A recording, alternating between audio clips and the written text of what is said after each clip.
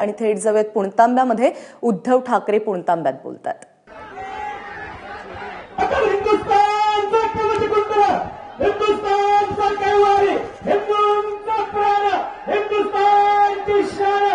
शिवसैनिकांचा पंतप्रधान शिवसेना प्रमुख सरसेनापती माननीय श्री बाळासाहेब ठाकरे यांचा जय हो.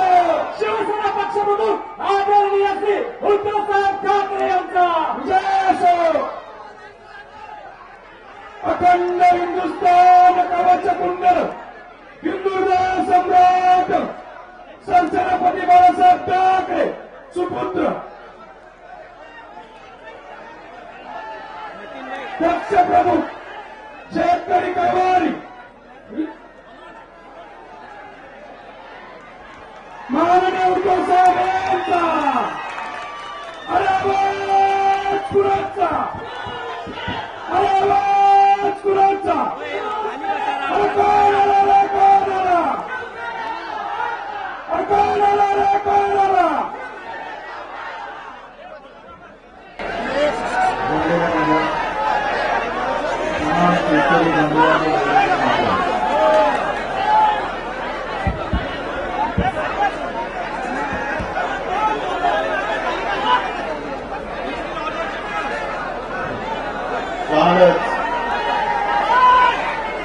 महाराष्ट्राच्या इतिहासामध्ये पहिल्या प्रथम शेतकऱ्यांना कर्जमुक्ती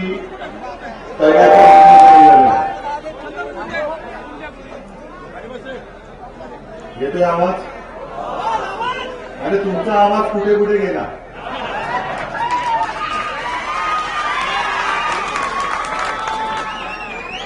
आणि कर्जमुक्तीचा निर्णय जाहीर झाल्यानंतर कदाचित अनेक जण आता गावोगावी स्वतःचे फुटलेले ढोल घेऊन बडवत सुटतील. हे मीच केलं, हे मीच केलं, हे मीच केलं. पण आज पहिल्याच दिवशी मी तुमच्या इथे आलेलो आहे. तो महाराष्ट्रातल्या तमाम शेतकऱ्यांच्या वतीने पुणतांबेकरांना मानाचा मुजरा करायला आलेलो आहे. कारण हा इतिहास तुम्ही घडवलेला आहात. या इतिहासाचे मानकरी तुम्ही आहात. आणि मला अभिमान आहे की मी व्यासपीठावर येऊन खुर्चीत बसल्यानंतर मला पुणतांब्याचं महत्व सांगणाऱ्या काही गोष्टी समोर आल्या. तांबे कसे, काय, कसं. पण आता त्याच्यामध्ये पुणतांब्याच्या शेतकऱ्यांचं नाव सुद्धा लिहिलं जाणार. तुम्ही किती मोठं काम केले तुम्हाला कल्पना आहे. तमाम शेतकऱ्यांना तुम्ही न्याय मिळवून दिलेला आहात. आणि आज पहिल्या प्रथम मी याच पट्ट्यामध्ये शेतकऱ्यांच्या संवादाला सुरुवात केलेली आहे. आलो तो नाशिकमध्ये आणि नाशिकमधनं शेतकऱ्यांना भेटत तुमच्यापर्यंत आलो.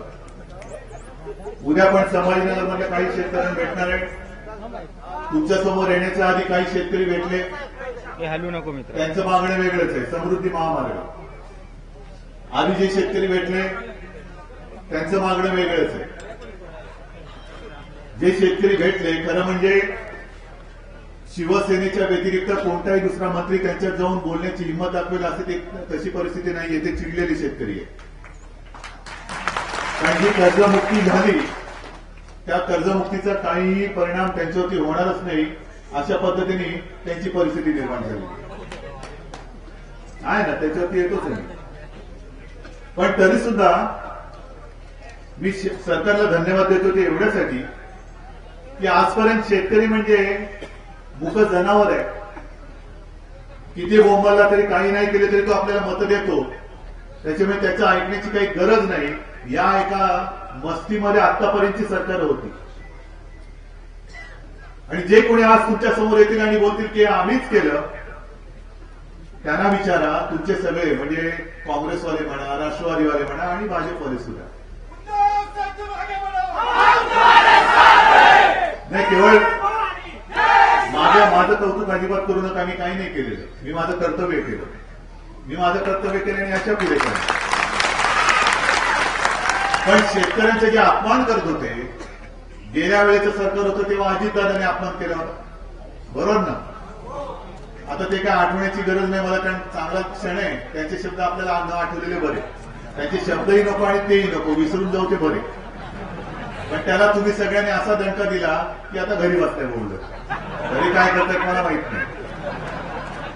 त्याच्यानंतर दुसरे आत्ताचे आले, ते शेतकऱ्यांना काय म्हणाले की एवढं करून सुद्धा रडतायत चाले.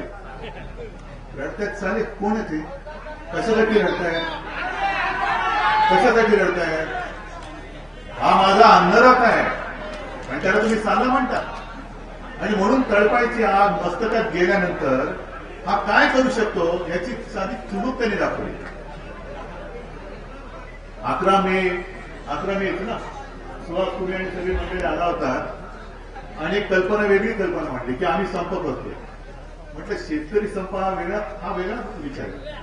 आजपर्यंत मला नाही वाटत जगाच्या पाठीवर कुठे झालं असेल देवजाडी, कारण एवढं ज्ञान काय आपलं मोठं नाहीये, एवढी ज्ञानाची झेप आपली नाहीये. पण निदान माझ्या या देशामध्ये आणि त्यातूनही माझ्या महाराष्ट्रामध्ये शेतकरी संपावर जातोय. हा शेतकरी आणि संप हे दोन शब्द तरी एकत्र आलेच नव्हते. आणि माझ्याकडे आले, मला म्हणाले की आता म्हणे आम्ही थकलो, आम्ही संप करणार. म्हटलं संप करणार तर माझा पाठिंबा, तुम्ही करा पुढे, व्हा पुढे, मी तुमच्या पाठी उभा राहणार.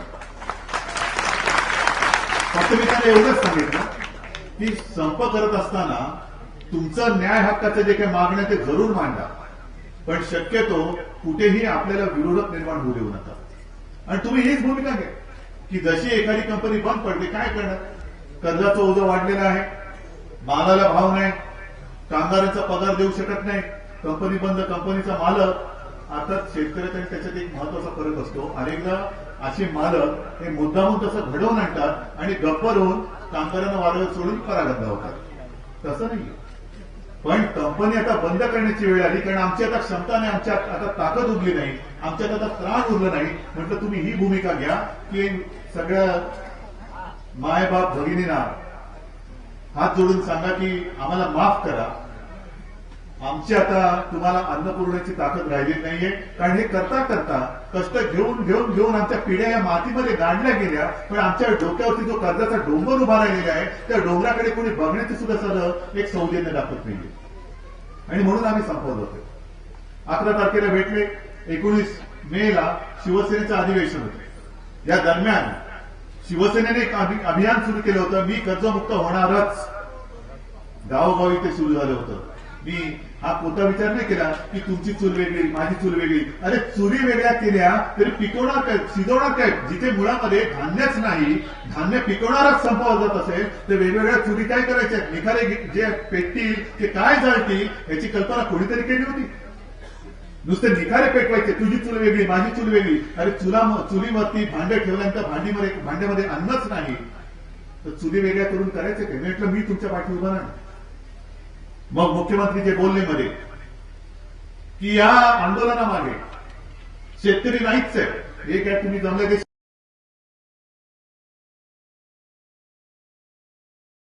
त्यांना वाटते शेतकरी नाहीच आहे, दुसरे कोणत्यातरी राजकीय पक्षांचा हात आहे. म्हटलं मी सांगतो माझा हात नाही, माझा पाय नाही, आम्ही सदैव या शेतकऱ्यांच्या मागे उभा आहे. काय करायचं ते करायला. हे शिवसेना कधी चोरी मारून काय करत नाही. लाजून पाठिंबा द्यायचा तर खणखणीत द्यायचा, लाजत मोडत नाही द्यायचं. ही अवलग शिवसेनेची नाही, हे शिवसेना प्रमुखांनी नाही शिकवलं. अरे वार करायचा तर समोरून छाताळावर वार करायचा, पाठिंबांना वार करणारी अवलग नाही.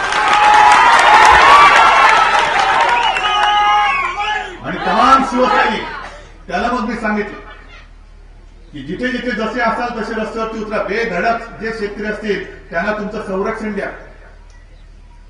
आणि मी येताना बघितलं ना, काही शेतकरी बसले होते असेच, असं बसलो उभा होतो मी भाषण करताना, समोर बसले होते. त्यांची नावं आणि त्यांच्यावरती नोंदले गेलेले गुन्हे, ज्यांनी चळवळ केली, ज्याने आंदोलन केलं त्यांच्यावरती गुन्हे, काय नाव आणि त्याच्यावरती गुन्हे. म्हणजे सगळ्यांना सांगितलं माझ्या बाजूला उभे राहा आणि फोटोग्राफरला सांगितलं कारण आमच्या सगळ्यांचा फोटो काढ, मला अभिमान आहे या शेतकऱ्यांचा.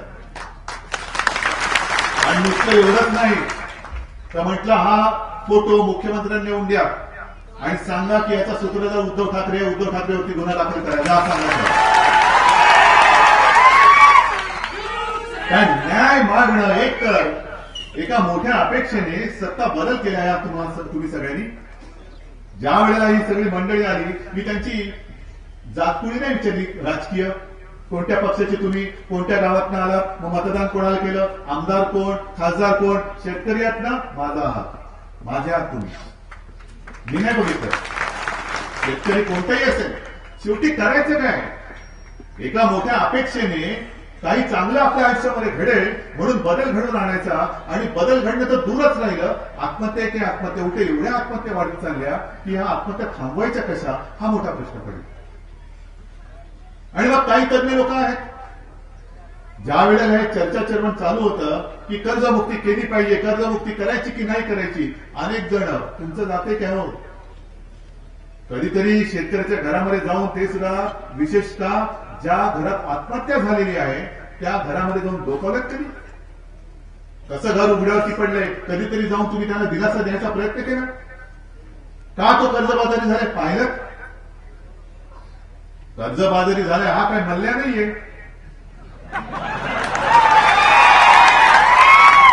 दारूची दुकानं काढायची, दारूचे धंदे करायचे, सरकारला टोप्या लावायच्या, बँकेने टोप्या लावायच्या आणि फरार होऊन जायचं. किती तुम्हाला माहितीये का आपल्या देशामध्ये कोणाला कल्पनाच नाही, मोठमोठ्या उद्योगपतींनी किती कर्ज बुडवलेत माहितीये तुम्हाला? अजूनही सरकारला, केंद्र सरकारला अंदाज येत नाही. 8 लाख कोटीपासून 20 लाख कोटीपर्यंत कर्ज हे आपल्या देशाचं हे बुडवणारे मोठे मोठे उद्योगपती आहेत. आणि मग मध्यंतरी मी एक बातमी वाचली होती, ज्या शेतकऱ्यांनी कोणत्याही बँक असेल, सहकारी बँक असेल, मोठी बँक असेल, त्यांचं कर्ज बुडवलंय, त्यांच्या घरावर जाऊन नोटीस लावायची आणि त्याच्यासमोर ढोल वाजवायची. अशी नोटीस होती, तुमच्याकडे आली होती? आली होती, मराठवाड्यात होती. ती बातमी कळल्यानंतर मी शिवसैनिकांना सांगितलं की हे ज्या बँकेचे कारभारी करतील ना, त्या बँकेच्या मॅनेजरच्या आणि अधिकाऱ्याच्या घरावरती जाऊन तिकडे तर काळं फासा आणि त्याच्या घरासमोर ढोल वाजवायचे. हाच कोण आलाय? अरे हिंमत असेल तर मल्ल्याच्या घरासमोर जाऊन ढोल वाजवताय, ढोल वाजवला तरी काही मिळणार नाही तुम्हाला, कारण आतमध्ये ऐकायला पाहिजे ना कोणतरी. तो गेला परदेशी निघून, कसा गेला काही सांगतात नाही. इकडे घराघरामध्ये घुसून माझ्या आंदोलन करणाऱ्या शेतकऱ्याला लाठ्या काठ्याने बडवत तुम्ही पोलीस स्टेशनमध्ये नेऊन त्याच्यावरती गुन्हे दाखल केले. आज सुद्धा पाठीवरती, कमरेवरती, पायावरती वळ उमटलेले वळ अजून जात नाहीये. आणि मोठी माणसं त्यांना पकडण्याची काय, त्यांच्याकडे बघण्याची हिंमत नाही तुमची, आणि माझ्या शेतकऱ्याच्या पाठीवरती वळ उमटतो का? हे सरकार मला अपेक्षित सरकार नाही. आणि म्हणून मी तुम्हाला पाठिंबा दिला. जे सरकार माझं ऐकत नाही, माझं म्हणजे माझं नाही, तुमच्या वतीने मी बोलतोय, शेतकऱ्यांच्या वतीने बोलतोय, ते सरकार माझं नाही, ही भावना ही माझ्या शेतकऱ्याच्या मनामध्ये असली पाहिजे. बरं तर बरं, ही वेळ का आली, कोणी आणली वेळ? कर्जमुक्ती हा शेतकरी जो माझा आहे, किती वर्ष कर्जमुक्ती मागतोय, किती वेळा तुम्ही कर्जमुक्ती केलेली आहे? बरं, दुसरी गोष्ट अशी, मला 5 वर्ष सलग अशी दाखवा. आता एवढी सगळी आहेत ना, टोमॅटो आहे, कारला आहे, भेंडी आहे, सगळे फ्लॉवर आहे, सगळे कोबी वगैरे, सगळी कांदा वगैरे, दुधी सगळे, गहू आहे, यातलं एक पीक असं मला दाखवा की 5 वर्ष सातत्याने त्याला चढता भाव मिळालेला आहे. कुठलं पीक? तुरीला गेल्या वर्षी काय भाव होता, यावर्षी काय भाव आहे, पुढच्या वर्षी काय होईल? कांद्याला यावर्षी काय भाव आहे, गेल्या वर्षी काय भाव होता? म्हणजे सतत असं असं असं असं म्हणजे पडला तर खड्डा, वरती तर जाऊच शकत नाही. आणि 2-4 वर्ष दुष्काळाची गेल्यानंतर, गेल्या वर्षी पीक पाणी जे काय बरं झालं होतं, नक्की बरं झालं होतं ना रे. गेल्या वर्षी पाऊस बरा पडला होता, पीक पण चांगलं आलं होतं. पीक चांगलं आल्यानंतर काय आलं डोक्यावर तुमच्या? नाही, जरा तुम्ही बोला. नोटबंदी आली ना, पत्रकारांनी मी बोलत नाही, शेतकरी बोलतोय. नाही तर तुम्ही म्हणाल उद्धव ठाकरे प्रत्येक वेळेला भाजपला विरोध करतो.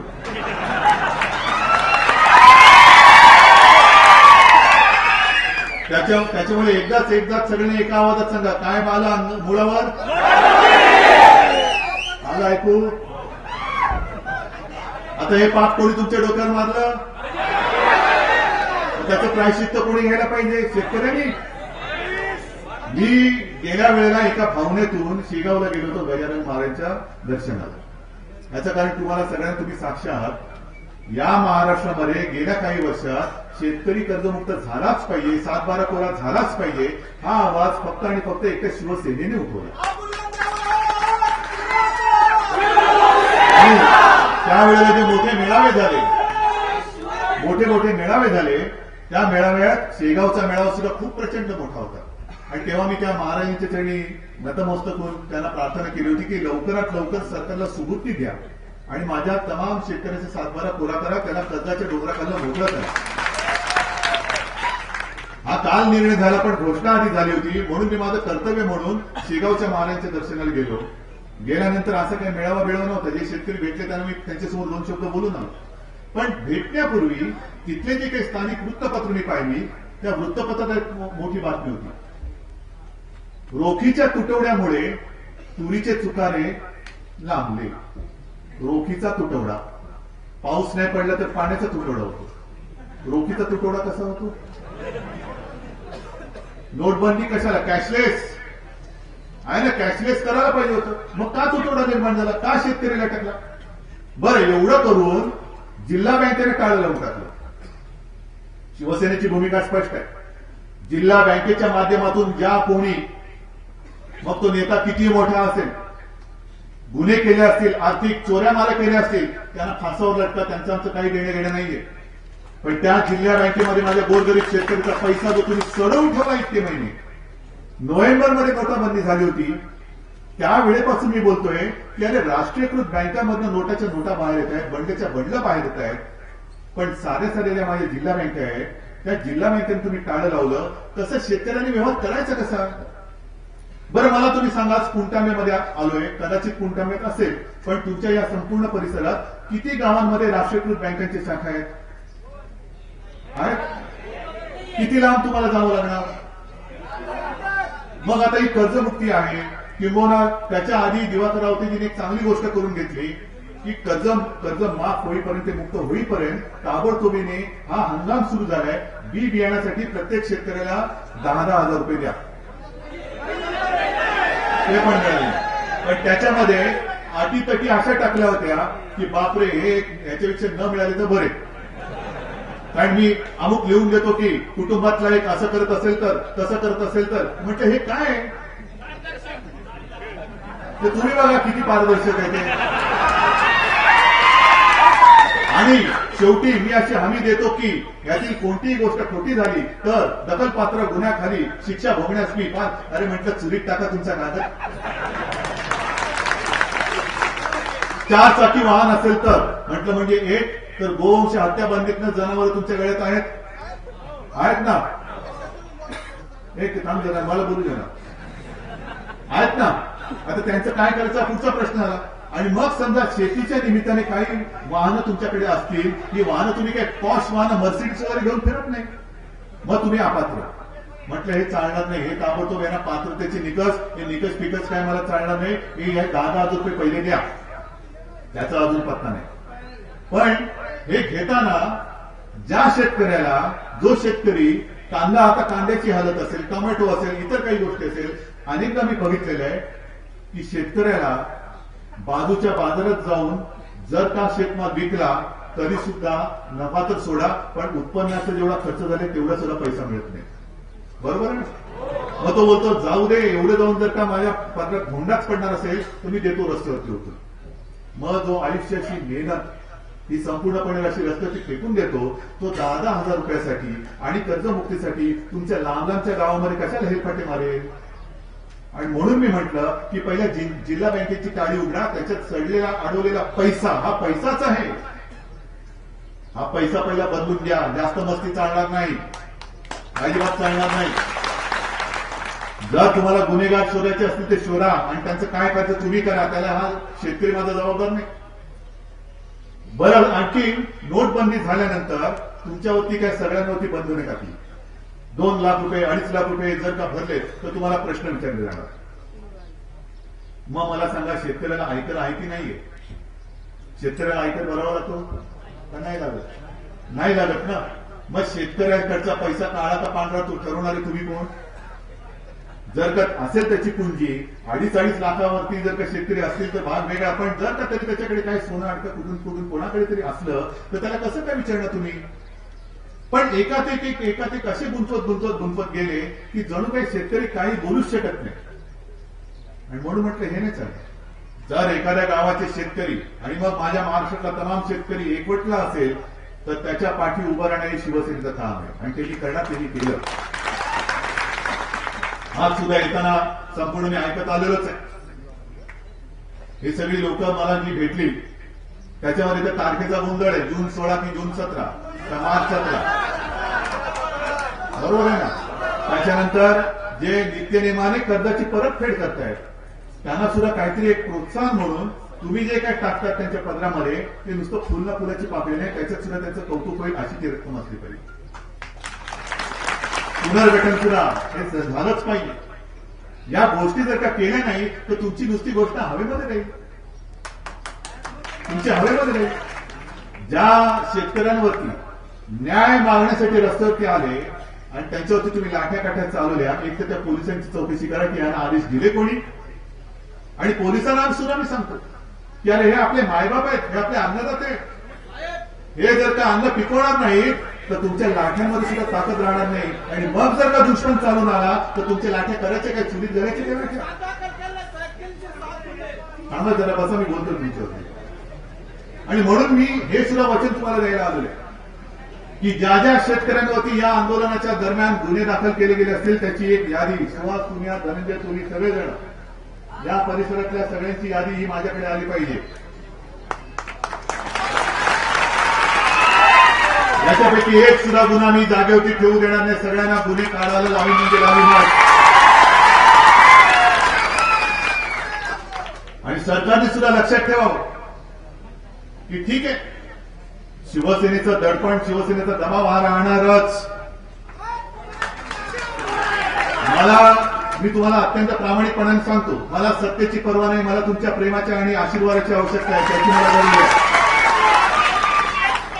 आज सुद्धा इथे कोण आमदार काय आहे मी बघून आलेलो नाही.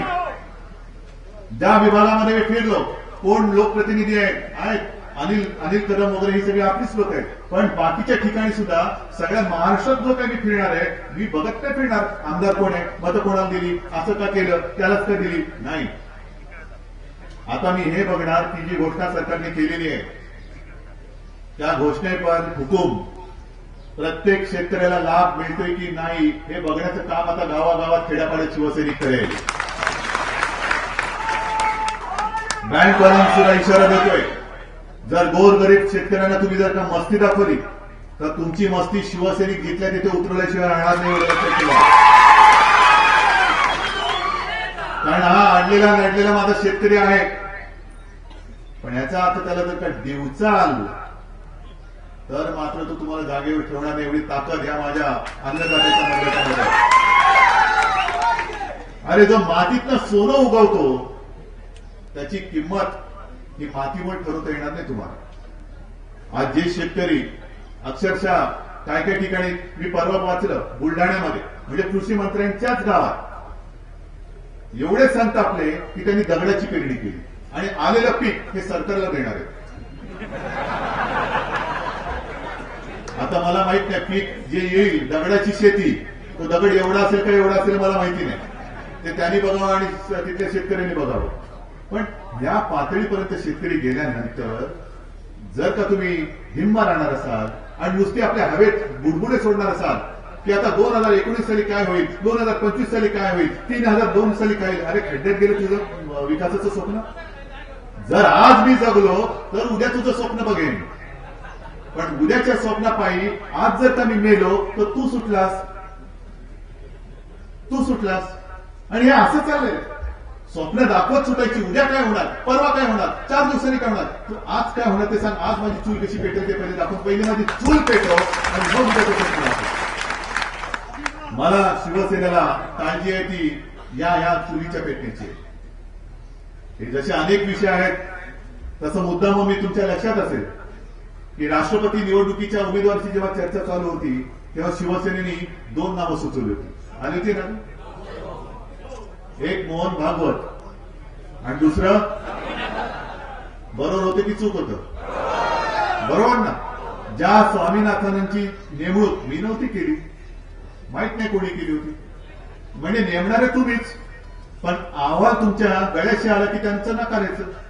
का स्वामीनाथन आयोगाच्या अहवालाप्रमाणे तुम्ही शिफारशी का नाही मान्य करत? का माझ्या शेतकऱ्याच्या या मेहनतीला मी म्हणतोय, आळसाला नाही म्हणत, का माझ्या शेतकऱ्याच्या मेहनतीला तुम्ही हमीभाव देत? द्या ना, हमीभाव द्या. बरं, गेल्या वर्षी तुरीचा तुटवडा कसा होता तुम्हाला माहिती? मग आपल्याच सरकारने सांगितलं की तूर लावा म्हणून तूर लावली. मग बदल्यामध्ये केंद्र सरकारने एक समिती नेमली. काय त्यांचं नाव? श्रीनिवासन नाही, स्वामीनाथन नाही, दुसरे त्याचं म्हणलं काय, श्रीनिवासन का काहीतरी नाव होतं. आणि त्यांनी सप्टेंबर महिन्यात सांगितलं होतं की येत्या वर्षी तुरीचं बंपर क्रॉप येणार.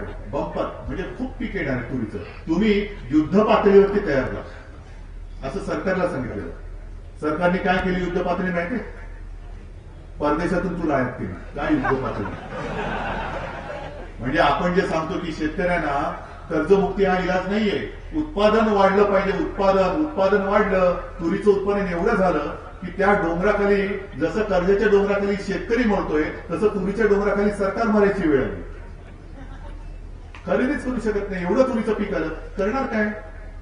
बरं, शेतकरी एवढा गरीब की ती तूर साठवायला त्याच्याकडे बारदाना नाहीत, काय कुठे गोडाऊनची सोय नाही, काय नाही. मग व्यापारीमध्ये आले, त्यांनी तूर खरेदी केली आणि मग यांनी हमीभाव जाहीर केला.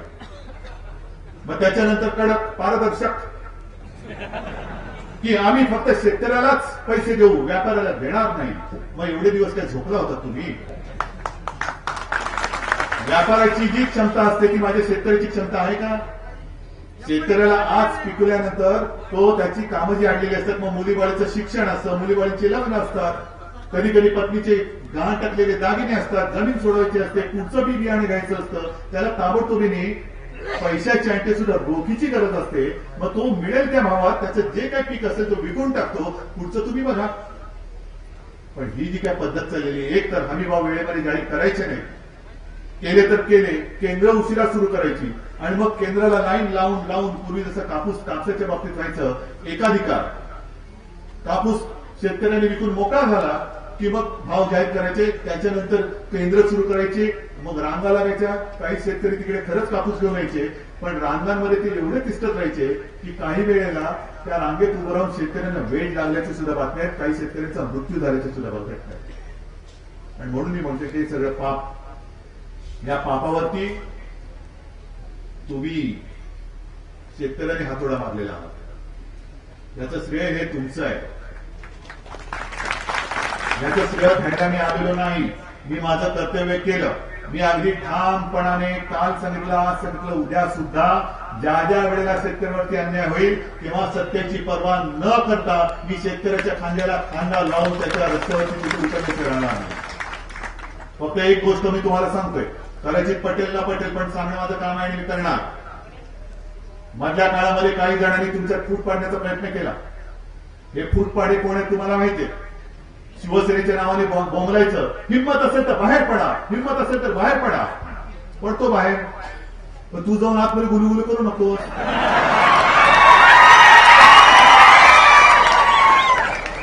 आधी काही किंमत नव्हती आणि म्हणून त्या आता नाही आहेत मोठे विके, पण त्यांना आणि म्हणजे पिता आणि पुत्र दोघांनी शिवसेना प्रमुखाने मंत्री केलं, नाहीतर सर्व ठेवलं होतं काँग्रेसने. आता सुद्धा काय बोलतायत, काय करतायत, कोणावरती टीका करायची हेच कळत नाही. हिंमत असेल तर बाहेर पडा म्हणजे मी आतमध्ये जाईल.